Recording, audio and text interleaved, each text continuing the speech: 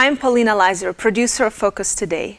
Thank you for watching this video, and make sure to check our other videos at theDove.us.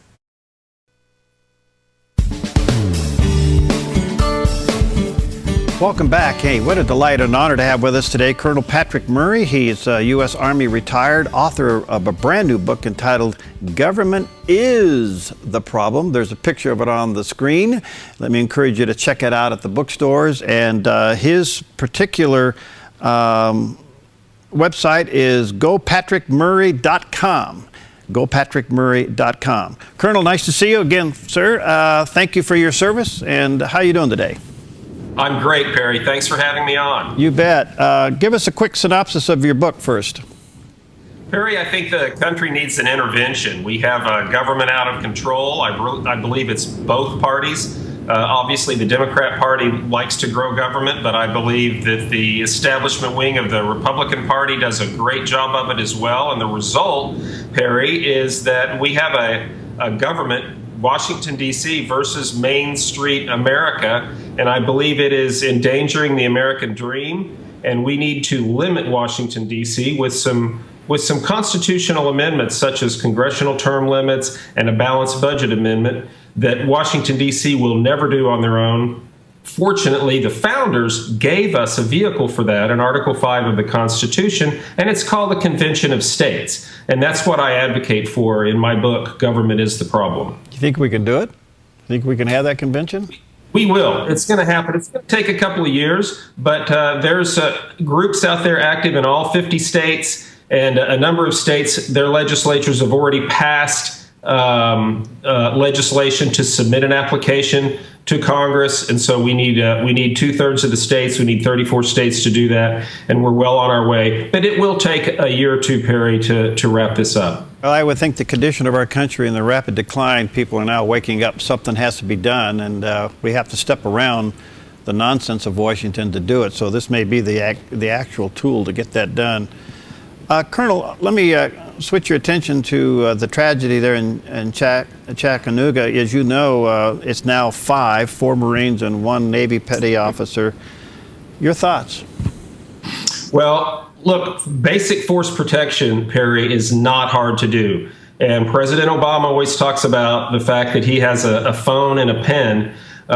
One signature, he could start to implement force protection for our troops who are serving here in the United States. I mean, we expect there to be casualties when you deploy to Iraq or to Afghanistan. But these guys, these 4 Marines and the sailor, they're in a strip mall in Chattanooga, Tennessee, Perry. This is in our backyards now, and we don't need gun-free zones there. We need force protection, and that means good guys with guns, which is the best way to stop a bad guy with guns. Put some bulletproof glass in, put some surveillance out there. It's not hard. It's not difficult to do, and we need to move on that.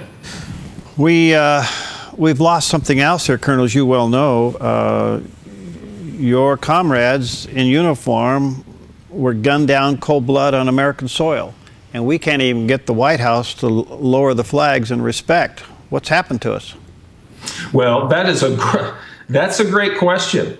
And I just talked about immediate steps, but if we take a step back and look at the bigger picture, we need to have, it's about leadership, and it starts right in the Oval Office with our commander-in-chief, who has thus far, after almost 7 years in office, been unwilling to actually name the enemy, which is Islamist extremist terrorism.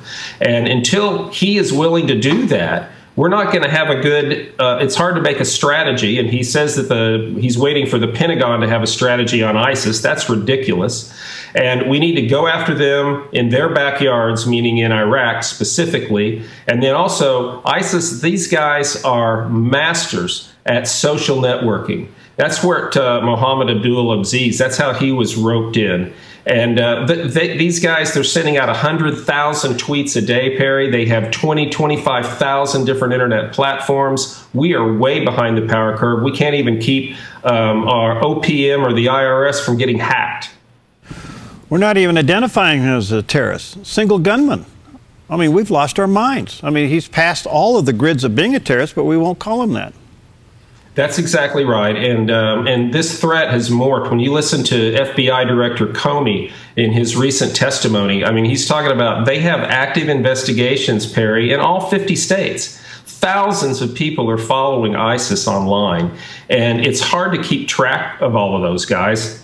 And every time something like this happens, one of these guys, we call him a so-called lone gunman, but he gets, there's no application online to fill out to become an ISIS sympathizer. They get motivated on their own. It's an entirely different paradigm that's going on now, and we need to step up our efforts along those lines. Very much so, I agree. Let me tell our viewers and listeners again, the book is entitled Government is the Problem.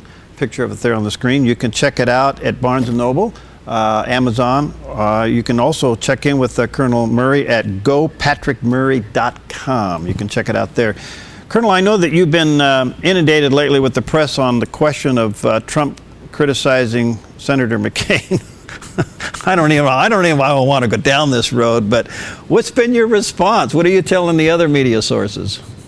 Well, look, I spent 25 years in the Army. I think when Donald Trump, if he has an issue with Senator McCain and what Senator McCain called the crowds that showed up, he called them a bunch of crazies. I have no problem if Donald Trump wants to call McCain on the carpet for that. In my book, I talk about what happens with John McCain and his comments that he's made with regard to Tea Party people. But when Trump reached back over 40 years and attacked Lieutenant Commander McCain, Perry, who was flying his 23rd combat mission over Vietnam, was shot down, was taken prisoner of war, brutally tortured. I'm not talking about waterboarding. I'm talking about brutally, physically tortured. And then to have Donald Trump, who's not spent a day in uniform, start to disparage John McCain's service, then that dog does not hunt with me. You know, what concerns me is he didn't get what they call the Trump slump from these complaints. What advice would you tell other Republican candidates? It appears to me they ought to just leave this alone. Don't touch it, because it will implode on its own, don't you think? Well, I think that Trump's already walked this back a little bit, because I think even he knows. I mean, I don't think he has much between 0 or 100 when it comes to making comments like this. And when he's hit or perceived that he's hit, he hits back hard. The press, I don't think, the mainstream media, I don't think they're going to let the other 2,000 or however many candidates we have now in the Republican primaries ignore this, because this is great news for them, and they love to talk about Trump. And so I don't see how the Kasichs and the Bushes and the Jindals and all these casts of thousands are going to be able to avoid talking about Donald Trump as long as he has the commanding lead that he does. So if you were an advisor to him, how would you advise him to fix this problem? I would tell him to call Senator McCain, invite him over for dinner, and tell him that he may have some problems with some things that McCain has said, but he apologizes for what he said, for his disparagement of John McCain's service. And also make that public. You know, it takes a big man, Perry, to go out and do what Trump's doing without a cadre of consultants and pollsters who vet every syllable he says, like all the other career politicians have. Trump just goes out and speaks his mind. I respect that. But sometimes, you know, there's an occasional downside to that. Trump just experienced that, and he could be a bigger man and admit that he was wrong for disparaging a distinguished veteran's service in Vietnam and as a prisoner of war. Didn't he simultaneously, with that criticism, could that be applied to all POWs? Oh, absolutely. I think it's applied. John McCain said this himself. He said, look, I don't care if Trump apologizes to me or not, but maybe he ought to apologize to other veterans and the families of service members who have been killed in combat and who have died in the service of their country. Those are the people that Senator McCain recommended Donald Trump apologize to. Colonel, can I ask you a question that may not be answered in your book? Can you give us a flavor of the morale in the military right now under this commander-in-chief? Yes, I can, as a matter of fact. In 2009, the Military Times is an independent publication, and they do morale checks every year. In 2009, morale in the armed forces was very high. I want to say it was about 80% either excellent or good in terms of how our service members viewed their life and their mission and everything now. Now it is about half of that. It's about 47%. President Obama's approval rating, Perry, is in the military is 15%, 1-5. That is as low as I've ever heard of presidents, lower than even Bill Clinton had.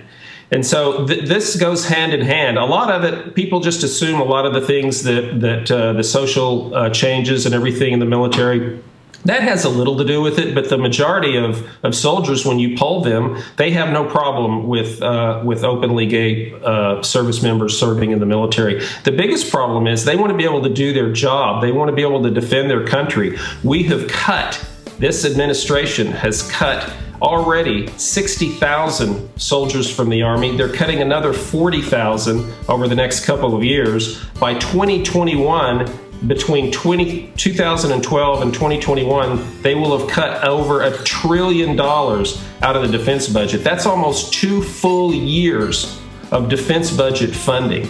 And so it is very difficult. This adds huge amounts of stress to those service members who are still in the military, not only wondering when the next shoe is going to drop, but how they're going to perform the mission.